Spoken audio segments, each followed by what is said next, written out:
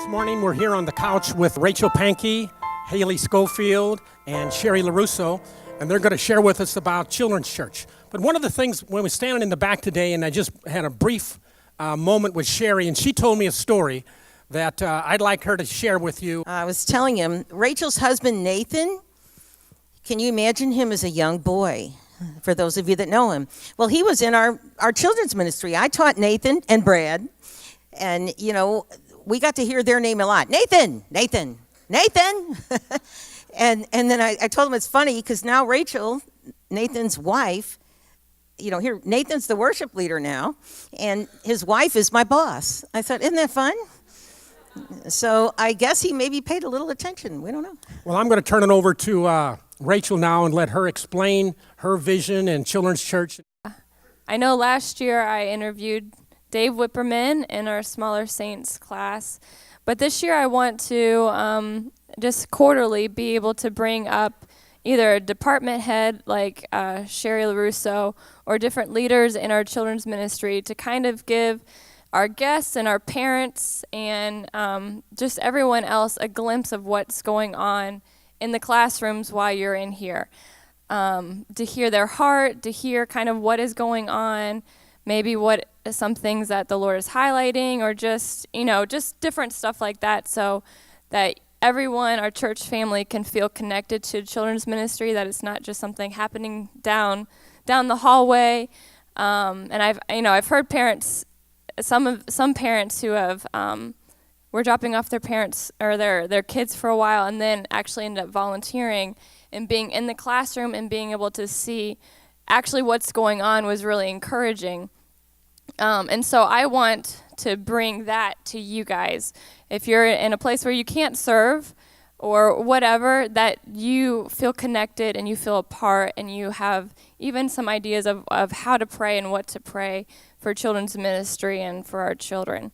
And so this Sunday, we get to hear a little bit from Sherry LaRusso and Haley Schofield, who help out, or Sherry's the department head for SAS, so she is right underneath me and gives oversight and leadership to everything that's going on with our 6-year-olds on up to the 5th grade. And Haley is also a teen helper, and so she helps once a month and helps give leadership and leading our SAS kids. So. Okay, well, I'm laughing remembering when somebody asked me to work in children's church. When I first became a Christian, I had never read the Bible. I saw the Jesus movie. You know, I mean, I'd been to church, but I had never read the Bible. So my first lesson I had to teach, I didn't know how the Israelites got to the wilderness. Why are they there? Well, of course they want to leave. Where are they going? You know, I didn't know anything. And so I learned as I was teaching with the children.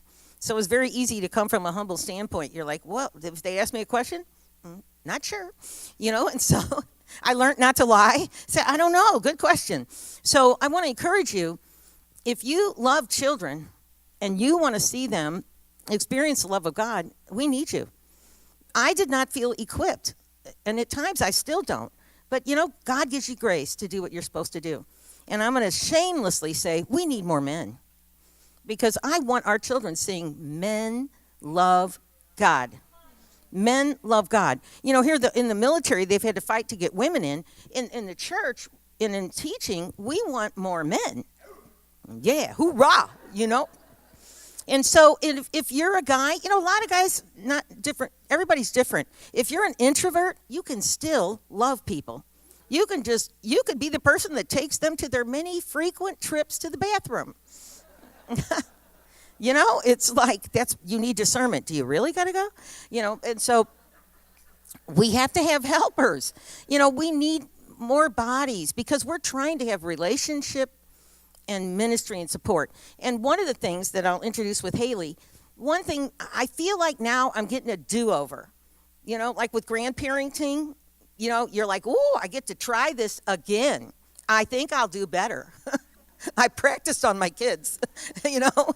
And so with the children, I went through a season. Now I can come back in, and it's like, oh, my goodness. I realize I'm not training children for their future. I'm training them for their now. Like, they're not going to need this one day. And I kind of taught from that perspective, because I was thinking, oh my gosh, I need this now.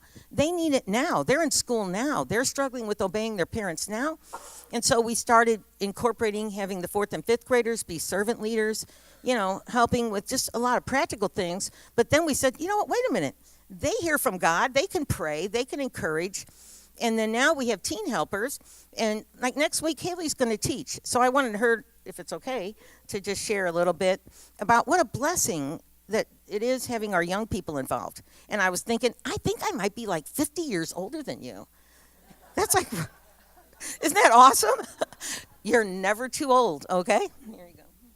The reason that I have been helping out and am continuing to help out is that I really do love kids. And so I've got 3 younger siblings, and so I get to see them in the class too as I'm helping. And I love seeing them where they're being raised in a good, safe environment and where they're getting to be ministered to and when they're learning and understanding. I love to see how they're growing up and growing strong in their faith. And it's just wonderful. Like a lot of the teen helpers, they just Zoom for the visitors now and make them feel welcome. It's so important, that they feel immediately part of something. And, we also have some children with special needs in our classrooms. So we need people, like I said, you don't have to be a Bible scholar, but you can learn to help that child feel comfortable. Help them feel safe, help them feel comfortable, learn what they need specifically, and it's like being the big brother, big sister right here in the church. And I love, because we're expressing Jesus to them. And that's the thing, in the midst of everything we teach, we're not trying to teach them about Bible characters. It's about God and who he is and how much he loves you. And Jesus is the express image of him. And so you can learn about God the more you learn about Jesus. And hopefully you can see Jesus in all of the teachers and all of the helpers and even in the other children that they're in class with, that light is shining all the time when they're in here. So we need more people to be a part of that. We would love to have too many helpers. Wouldn't that be awesome? That say, oh, wait a minute, we'll have to almost have 3-on-1, that we would have too many people. We've never had that problem. Wouldn't that be an awesome problem we could deal with?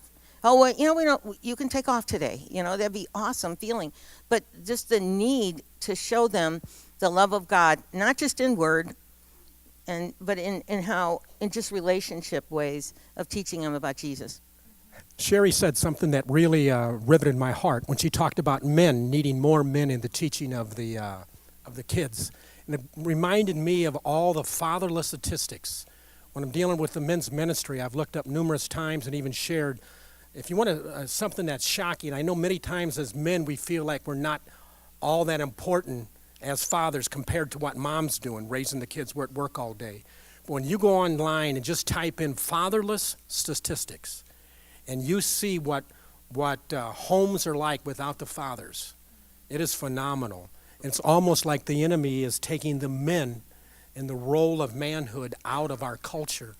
And so it really hit my heart.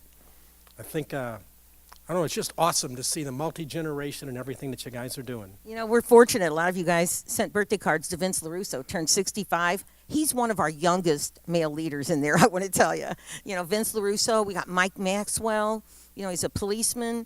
They need to see men from all walks of life. We've got some other young men serving in there. Joel Sipe, we got Catherine Sipe, we've got our teens, our college kids. I love the idea of all ages. Just all ages. We need some more grandmas and grandpas in there, right? And I was telling him that, you're just never too old. Your life experience is valuable. I don't know about you. I have learned so much from my mistakes, haven't we all? Like, no, you really don't want to do that. I can just tell you. Amen. Thank you for letting us be able to minister and serve your children. They are such a pleasure and such a delight, and we enjoy the ability to be able to serve our church family in this capacity and to be able to get to know your children as well. So, Well, thank you. That's Rachel, Haley, and Sherry.